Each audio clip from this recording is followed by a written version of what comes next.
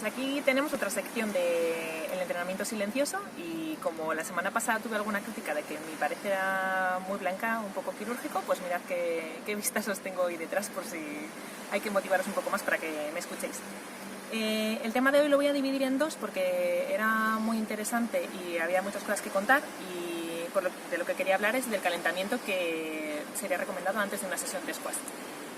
Quería empezar hoy comentando cosas, generalidades de qué tiene que contener o qué características debe tener un calentamiento, así un poco más global, y el próximo día dejar espacio para la próxima semana, pues decir qué cosas específicas hay que hacer y qué partes tiene que constar un entrenamiento previo, o sea, un calentamiento previo a un entreno de squash. Entonces, generalidades un poco del calentamiento. Pues, bueno, primero partir de dar un consejo que no es mío, que lo he oído por ahí, me parece muy lógico, que es que no hay que considerarlo el calentamiento como una parte fuera del ejercicio que vamos a realizar, sino como la primera parte de ese entrenamiento. Entonces, es una cosa ineludible, que hay que hacer siempre y que lo tenemos que considerar ya como parte de nuestro entreno, el calentamiento. El objetivo pues va a ser lograr la adaptación de los músculos, del corazón, de la circulación, la adaptación respiratoria y también de los tendones y articulaciones, o sea que va a ser muy importante. Las ventajas, no sé si se oye bien, bueno, las ventajas que tiene hacer un calentamiento con respecto a gente que no calienta, pues son tres, que se dividen en tres grupos. Aumenta el flujo sanguíneo, el intercambio metabólico y la actividad enzimática. ¿Esto qué quiere decir? Pues en reposo los músculos reciben solo un 15% de la circulación, pero con ejercicio intenso te dicen que aumenta hasta un 80%. Este cambio es bastante importante. O sea, es lo que nos permite, por ejemplo, cuando vamos a huir del león, o sea, ya fisiológicamente tiene su origen en la huida que teníamos que hacer cuando nos atacaba o estamos en peligro. La sangre va destinada a los músculos de las piernas para permitirnos correr más rápido y escapar. O sea que esto está de siempre así. ¿Qué pasa cuando aumenta este flujo sanguíneo? Que decimos que llega hasta un 80% de la circulación va destinada a los músculos. Pues esto repercute, por ejemplo, en la lubricación de las articulaciones, mejora su movilidad y así disminuye su desgaste. O sea que vamos a friccionar menos las articulaciones y se van a proteger más. También hay una mayor oxigenación del tejido muscular, lo cual nos interesa pues, para estas reacciones metabólicas que tienen que suceder para obtener la energía. Entonces nos interesa. También hay mayor reposición de las reservas energéticas, pues la glucosa que llega al músculo y que estamos gastando pues se vuelve a tener ahí a mano. Y también mejora la eliminación de sustancias derivadas de estas reacciones metabólicas que decimos para obtener energía, como pueden ser el lactato. Además, este tipo de sustancias son las que más se relacionan con la aparición de la fatiga, con lo cual nos interesa que estén fuera del músculo y que se drenen bien. Otra de las ventajas que obtenemos con el calentamiento es que disminuye la viscosidad de los tejidos y los periodos de latencia.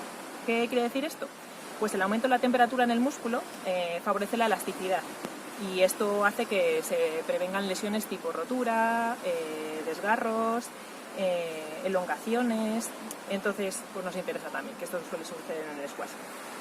Además, nos dice que también disminuyen los periodos de latencia. ¿Qué es esto de periodos de latencia? Pues es este tiempo que transcurre desde que llega el estímulo al músculo hasta que se produce la contracción.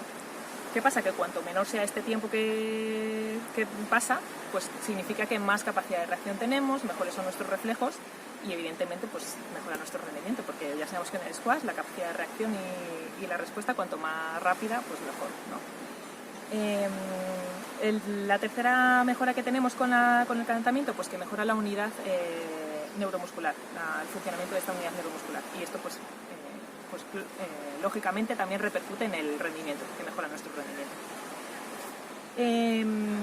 ¿Qué más tenemos? Pues una duración, por ejemplo, se recomienda, cada uno tiene sus preferencias y calienta de una determinada manera. Ya decimos que vamos a entrar la próxima semana en qué fase debería tener y qué cosas específicas un calentamiento previo a un entreno de squash. Pero bueno, más o menos el consenso es que en cualquier deporte un calentamiento debería durar de 10 a 15 minutos y esto para una actividad moderada. Si vamos a jugar squash, que estamos hablando de una intensidad bastante alta, pues tendría que ser incluso más.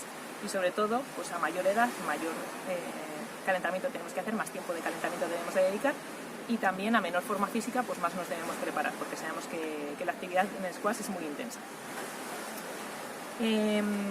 Otra cosa que debería incluir una sesión de calentamiento siempre pues es una repetición de los gestos técnicos más importantes en el squash, porque bueno, esto lo hemos hablado algunas veces, lo de que es importante reforzar los patrones específicos motores del gesto para que se nos graben bien, pero aquí cuidado, porque es una de las cosas que nos cuenta Tony Griffin cuando se refiere al differential learning, que te dice que hay que grabarse el gesto correcto, pero si tú repites un gesto una y otra vez y a veces lo haces bien, a veces lo haces mal, ese mal gesto también lo estás grabando, con lo cual es importante hacerlo bien, para que se nos grabe solo el patrón de movimiento adecuado. La próxima semana también diremos qué tipos de gestos tenemos que hacer y qué músculos tenemos que preparar para este entreno.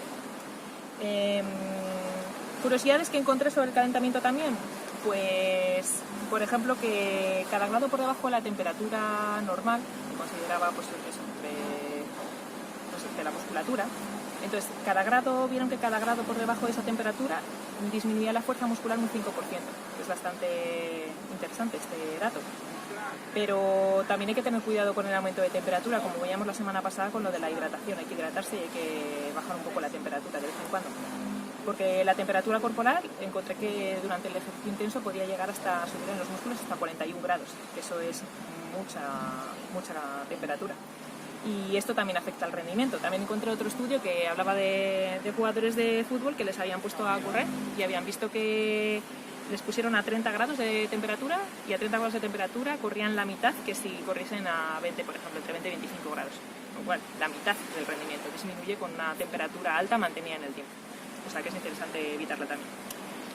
Y bueno, pues estas serían las características generales de una sesión de calentamiento en cualquier deporte, pues que tendría que tener, pues esas ventajas que se obtienen, esos contenidos que tiene que tener. Y nada, lo único la próxima semana pues os contaré, os ampliaré un poco más, que debería incluir una sesión específica para el calentamiento previo a un entreno de squash y qué proteger y qué gestos hacer. Y nada, por ahora pues bueno, os dejo un poco más con las ganas, a ver la próxima semana qué os cuento. Y nada, hasta aquí la sección de hoy del entrenamiento silencioso.